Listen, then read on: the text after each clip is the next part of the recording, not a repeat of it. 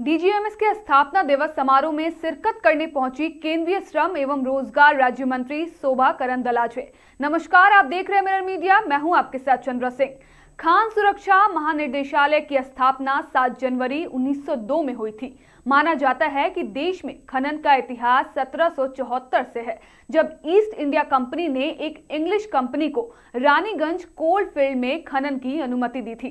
धरती की सतह के नीचे से कोयला और अन्य खनिज खोदकर निकालना पड़ता था। इस लिहाज से खान सुरक्षा महानिदेशालय अस्तित्व में आया। डीजीएमएस का कार्य सुरक्षा मानकों का अनुपालन करना है। 1908 में डीजीएमएस का मुख्यालय कोलकाता से शिफ्ट होकर धनबाद आया।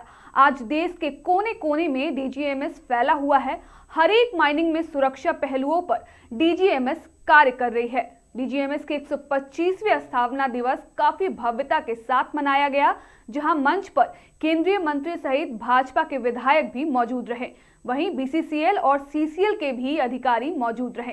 केंद्रीय मंत्री ने डीजीएमएस को उसके किए गए कार्यों की बधाई दी और भविष्य में खनन क्षेत्र में बेहतर करने के केंद्र सरकार की पहलुओं को बताया। साथ ही श्रम कानून के संबंध में भी बेहतर का आश्वासन दिया है। वहीं डीजीएमएस डायरेक्टर माइंस एवं सेफ्टी श्याम मिश्रा ने महिलाओं द्वारा उत्कृष्ट प्रदर्शन करने पर उन्हें बधाई दी और रेस्क्यू के सफल आयोजन पर डीजीएमएस द्वारा किए गए कार्यों के संबंध में जानकारियां साझा की। आज वर्कर्स सेफ्टी पहले है हमारे लिए, इसीलिए धनबाद में हम 125 डीजीएमएस का मनाने के संदर्भ में वर्कर्स सेफ्टी को पहले रख के हम जाने वाले हैं। लेबर कोड में भी वही प्रस्ताव हुआ है, इसीलिए उसका हेल्थ का इशू, उसका एजुकेशन का इशू, महिला कर्मचारी का इशू, ईएसआई, ईपीएफओ सबका इशू भी लेबर कोड में आया है। जरूर हम उसका ऊपर काम करेंगे। मुझे प्रसन्नता भी हो रही है और गौरव भी महसूस कर रहा हूँ कि हमारे देश की बेटियाँ और हमारे देश के बेटे, इन्होंने भारत का परचम जो है जाकर के विदेशों में ज़बरदस्त तरीके से लहराया है। ये ऐसे प्रहरी हैं खदानों के और ऐसे सिपाही हैं जो हमारे बॉर्डर पे जो सिपाही लड़ते हैं उनसे ज़रा भी कम नहीं है। जब आप इनका कार्य जो है वो आप संक्षिप्त में मैं आप लोगों को बताऊं, ये खदान में कोई दुर्घटना हो, किसी भी तरह की दुर्घटना हो जाए, उन्हें त्वरित अंदर जाते हैं और अपनी जान की परवाह ना किए बिना ये वापस उस व्यक्ति को या व्यक्तियों को लेकर के ऊपर आते हैं। और इनकी दक्षता, इनकी ट्रेनिंग आने वाले समय में इतनी ज़बरदस्त हो गई, शायद आप लोगों ने बीसीसीएल में पिछले साल देखा भी होगा। ये बड़ी बड़ी ऊंची बिल्डिंगों से भी छलांग लगाने में सक्षम है और वहाँ से भी अपनी नीचे से फिर अपने वो बॉडी में स्ट्रेचर को लेकर के ऊपर जाने में दक्ष हैं। इस तरह की जो ट्रेनिंग हुई हमारी बेटियों का और ये टीम का WCL का, इन्होंने जाकर के कोलंबिया में, USA में बड़ा अच्छा परचम लहराया। दूसरी बात, डीजीएमएस की एक उपलब्धि है कि इनकी जितने भी प्रशिक्षण है वो डीजीएमएस की देखरेख और उसकी गाइडलाइन की वजह से हुई है। मैं डायरेक्टर DMRS, जो डायरेक्टर माइंस रेस्क्यू सर्विसेज है, मैं इसको हेड करता हूं और मैं इसलिए शुरू में आप लोगों को बताया कि मैं गर्वान्वित महसूस करता हूं अपने आप को, क्योंकि ये सभी मेरे से जुड़े रहे और हमारी भी इनके साथ योगदान ये रही कि हमने जैसा चाहा वैसा ये ट्रेंड हुए और वैसा जाकर के ये विदेश में कोलंबिया में इन्होंने परफॉर्म किया।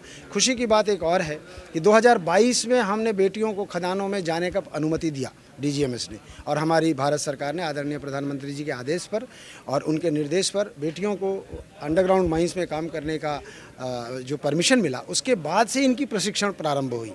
और वो 2 साल की प्रशिक्षण में ये इनकी प्रशिक्षण हुई है नागपुर में और अलग अलग जगह से हुई। NDRF ने भी इनको प्रशिक्षित किया, वहाँ के फायर फाइटिंग टीम जो थी नागपुर की वो भी इनको प्रशिक्षित किए और कुल मिलाकर के जब इनको प्रशिक्षण मिल गया तो इन्हें हम लोगों ने पहली बार, ये दिल तो लग रहा था कि शायद ये जा करके क्या करेंगे, परंतु भारत के झंडे तले जब ये वहाँ पहुँची कोलंबिया तो वहाँ इन्होंने पहली ही दफ़ा अपनी दक्षता का परिचय दिया और ये बड़े से बड़े वैसे जोखिम का कर गए जो शायद विदेशी महिलाएं जो इनसे शारीरिक रूप में बलिष्ठ भी थी और इनसे शायद वो मानसिक तौर पे, मुझे ऐसा लग रहा था कि वो दक्ष भी थी, परंतु इन्होंने उन सब को फिसड्डी साबित किया और अपनी भारत माता के तिरंगा को वहाँ पर कोलंबिया की धरती पर लहरा के आया। मैं साधुवाद देता हूँ।